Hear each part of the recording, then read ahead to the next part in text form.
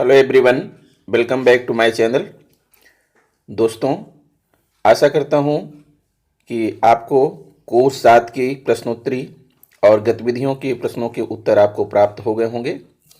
दोस्तों, आपका प्रशिक्षण सुगमता से चलता रहे, इसी बात को ध्यान में रखते हुए मैं आपके लिए लेकर आया हूं इस वीडियो में कोर्स 8। बताना चाहूँगा कि कोर्स 8 में 2 गतिविधियाँ आपको मिलेंगी जिसमें आपसे प्रश्न पूछे जाएंगे। वो है गतिविधि 1 और गतिविधि 4।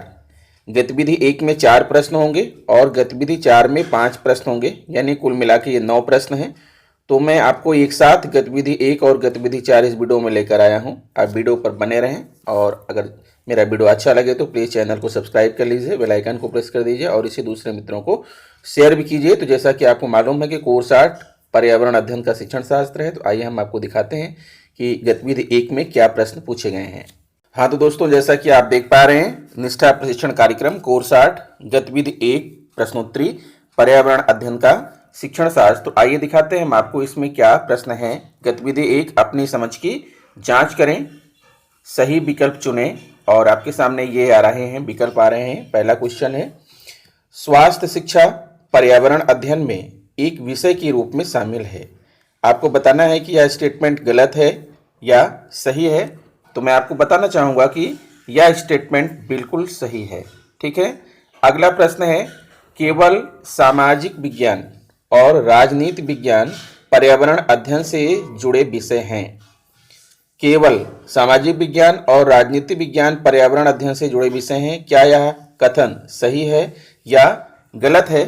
तो दोस्तों, मैं आपको बताना चाहूँगा कि यह कथन बिल्कुल गलत है। ठीक है। सामाजिक विज्ञान और राजनीति विज्ञान पर्यावरण अध्ययन से जुड़े विषय सिर्फ यही नहीं है, और भी विषय ऐसे हैं जो पर्यावरण अध्ययन से जुड़े हैं। आगे बढ़ते हैं और अगले प्रश्न की तरफ देखते हैं। पर्यावरण अध्ययन कला शिक्षा, गणित और भाषा से संबंधित नहीं है। पर्यावरण अध्ययन कला शिक्षा, गणित और भाषा से संबंधित नहीं है। आपको बताना है कि यह स्टेटमेंट सही है या गलत है।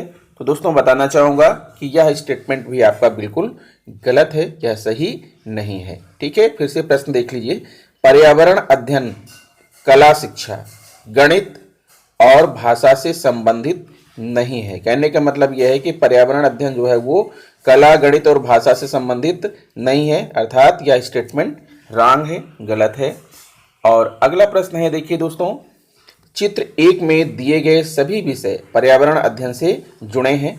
अब यहाँ पर मैं चित्र तो नहीं बना सका दोस्तों, लेकिन आप गतिविधि में जब जाएंगे आप ट्रेनिंग में, तो उसमें आपको चित्र दिखाई पड़ेंगे।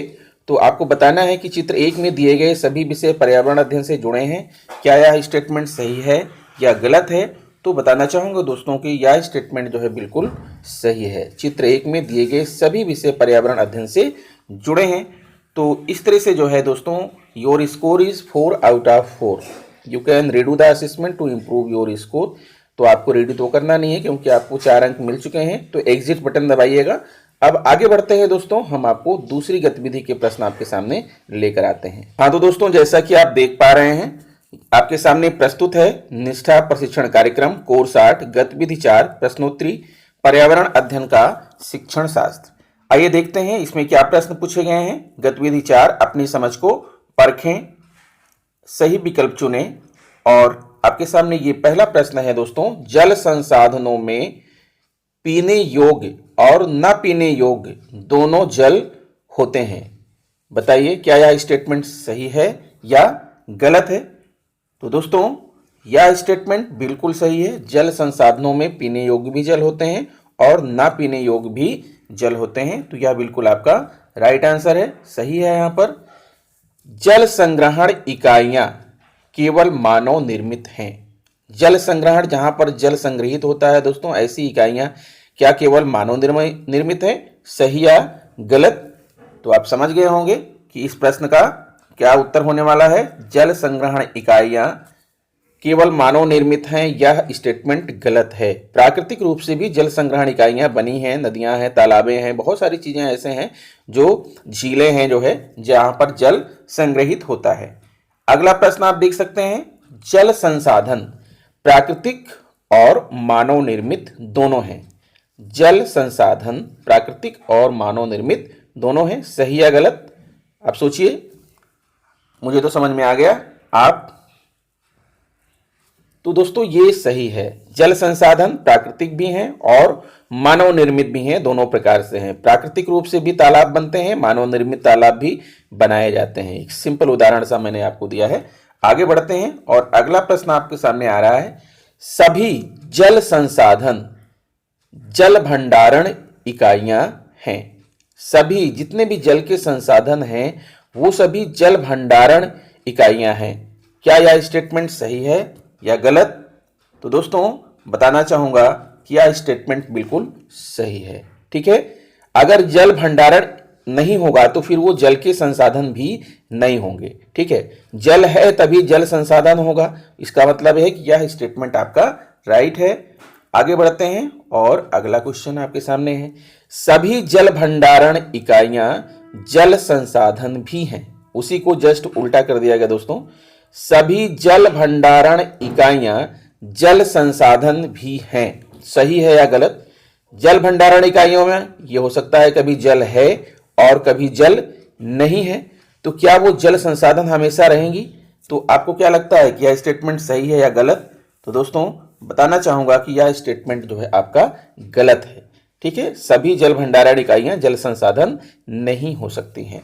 ठीक है, आगे बढ़ते हैं और देखते हैं कि आपका स्कोर, देखिए आपका स्कोर है 5 out of 5। You can redo the assessment to improve your score. ठीक है दोस्तों, रीडू करने की क्या जरूरत है, आपको पूरे मार्क्स मिल चुके हैं, अब आपको एग्जिट बटन दबाना है। तो दोस्तों आशा करता हूं कि मेरा यह छोटा सा वीडियो आपको पसंद आया होगा। ठीक है, अब मैं चलता हूं आपके लिए कोर्स 8 की प्रश्नोत्तरी लेने। नमस्कार।